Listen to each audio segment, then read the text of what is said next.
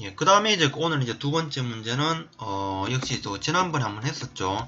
그 유량 그 산정법에 대한, 종류를 들고, 자, 각각, 자, 설명하시오라는 문제.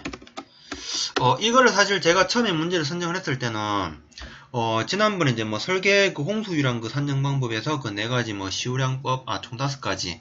시우량법, 비유량법, 합리식법, 홍수위 흔적법, 그 다음에 헥타르당,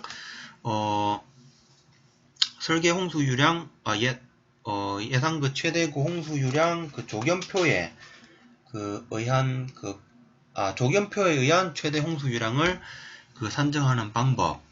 예, 이렇게 그 5가지가 있던 거를, 저는 이제 처음 이제, 유량 그 산정법이 있고, 유량 이제 또 측정법이라는 게 있거든요. 또 유량 측정법에는 이제 뭐 충류우회법이라든지 뭐 양수우회법, 뭐 양수기법, 예, 이런 그 형태의 문제가 있는데, 저는 이제 처음에 사실 그 유량 그 산정법에 대한 그 종류 문제를 제시를 하면서 그 유량 그 측정에 관한 것들, 그러니까는 뭐 충류우회라든지, 그거를 이제 생각을 하고, 이 문제를 이제 제시를 했었는데, 이 문제를 가만히 생각해 보다 보니까는 사실 그 유량 측정에 관한 문제는, 거의 없더라고요.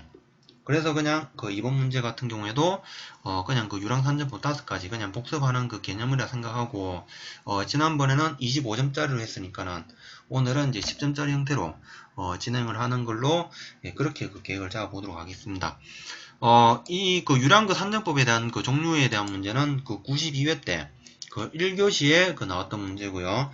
그 다음에 이제 또 다른 패턴으로는 이제 108회 때, 그러니까는 올해 그 2월 그 시험이었죠. 유량 산정법 중에서 최대 홍수 유량 산정법에 대해서 설명하시오. 이게 그 108회 때 1교시에 나왔었습니다. 그 다음에는 또 이제 그 사방댐 그 방수로 단면 산정 시의 그 고려사항과 비유량에 의한 최대 홍수유량 산정 방법을 설명하시오. 이거 지난번에 한번 했었죠. 87회 때 1교시에 나왔던 문제고요. 그 다음에는 또 그 산지, 그 소유역의 그 설계 홍수량 그 산정 방법을 설명하시오. 그 72회 때 3교시에 나왔던 문제. 이것도 지난번에 한번 했던 문제고. 예, 그래서 그 오늘 이 문제는 복습 차원에서 그 한번 간략하게 그 진행을 하고, 예, 다음 문제로 예, 넘어가도록 하겠습니다. 그러면 먼저 첫 번째 유량 산정에 대한 개요로 시작을 해 보도록 하겠습니다.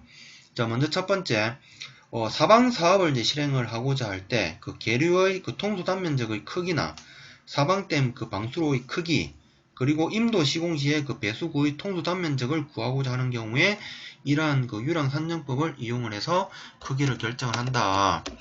그 다음 이제 두 번째로는 이런 그 유량 산정법에는 그 시유량법이 있고, 자, 비유량법이 있고, 그 다음에 합리식법이 있고, 그 다음에 홍수위 흔적법이 있고, 그 다음에 그 헥타르당 그 조견표에 의한 그 설계 그 홍수 유량 그 산정 방법이 있다라는 것.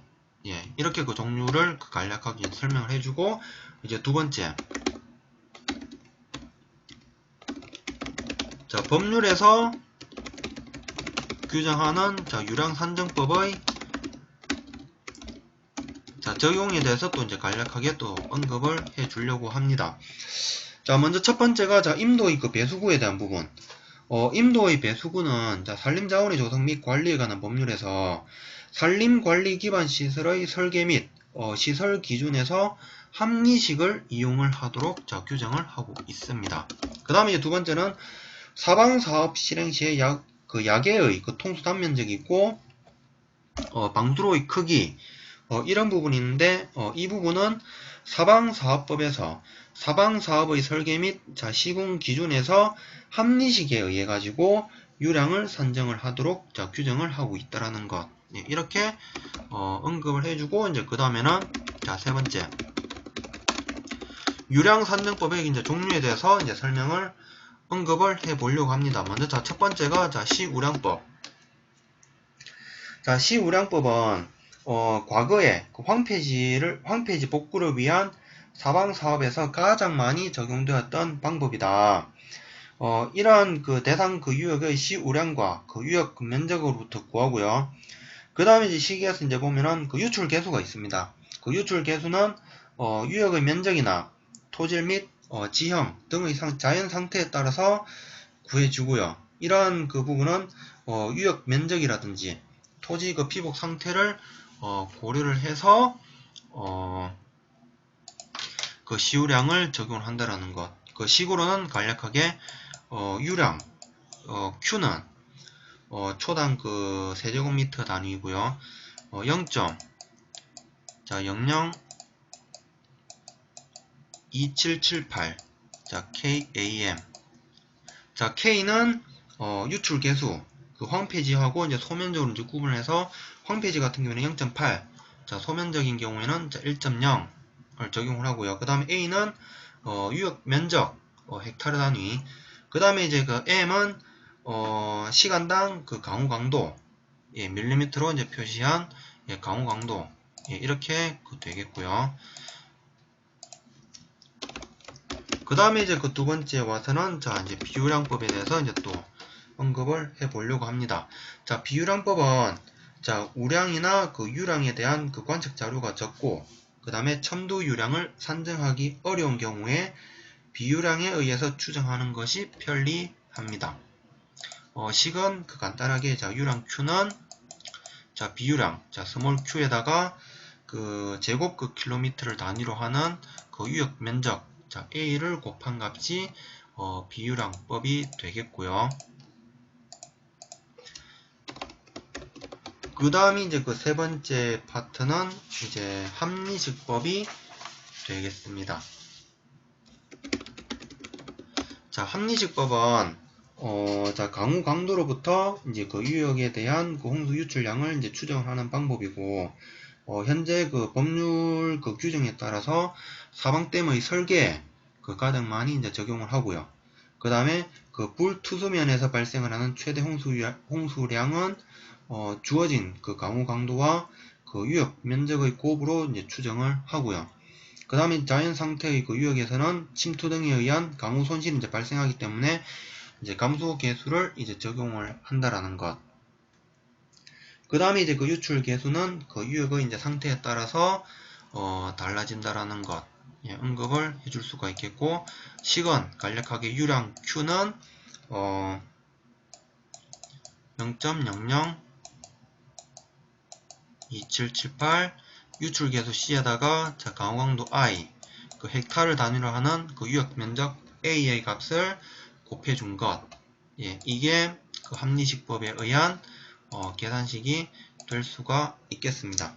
그리고 이제 여기에 대해서 설명을 조금 더 곁들이자면은 강우 강도를 이제 결정하기 위한 그 유달 시간 TC가 있습니다.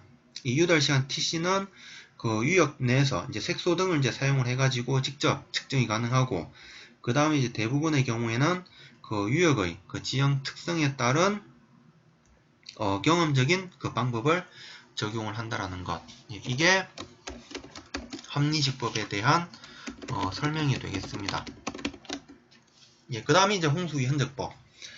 홍수위 흔적법은 그 홍수 그 흔적을 이제 조사를 해서 개상의 이제 기울기와 그 통수 단면적을 먼저 추정을 합니다.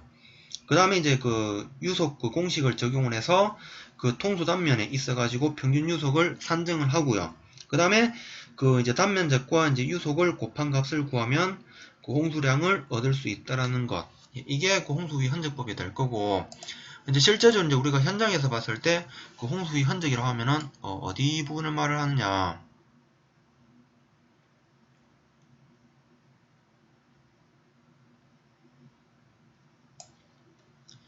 이제 이렇게 그 계곡 이제 부위 지역이 있을 거고, 이제 이렇게 이제 뭐 위에 이제 식생 그 조성 지역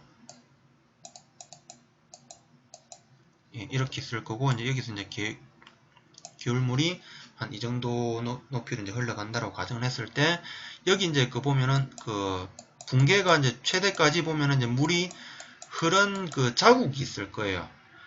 이 부분까지에 대해서 이제 여기 이제 그 높이라든지 여기 넓이 부분을 이제 감안을 해서, 그리고 그 계상 그 기울기라든지 그리고 계산 기울기, 그리고 이제 유속 부분 이제 고를 해서 이제 이 통수 단면적을 구할 수가 있겠다라는 것. 이 점수원으로 표시한 부분이 홍수위 흔적 표시 부분이라고 생각을 할 수가 있을 겁니다. 이렇게 간략하게 홍수현적법에 대해서 설명을 해주시면 될 것 같고요. 그 다음에 이제 마지막으로는 헥타르당 조견표에 의한 최대 홍수유량을 산정하는 방법이 있습니다. 이것은 무엇이냐? 먼저 첫 번째, 현장 여건에서 가장 적합한 최대 시유량과 유출 개수를 이제 결정을 하고, 그 다음에 1헥타르당 가정 최대 유량을 집수구역 면적과 이제 곱을 해서 집수구역에 대한 가정 최대 유량을 얻는다.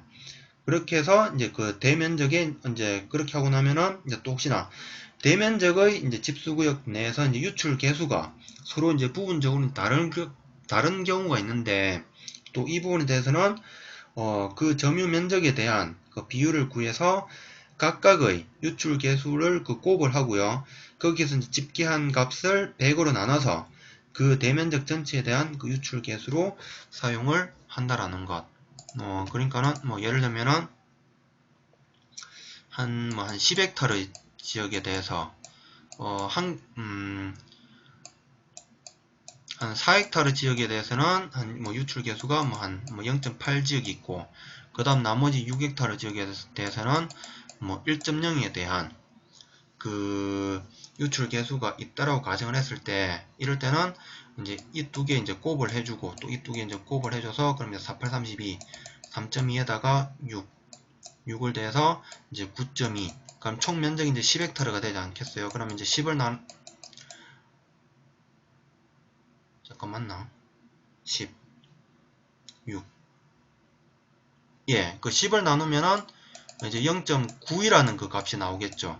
예, 이 값이 이제 이렇게 이제 산정을 하면 된다라는 것. 예, 이렇게 보시면은 될 것 같아요. 예, 그렇게 해서 오늘 이제 두 번째 문제는 이렇게 설명을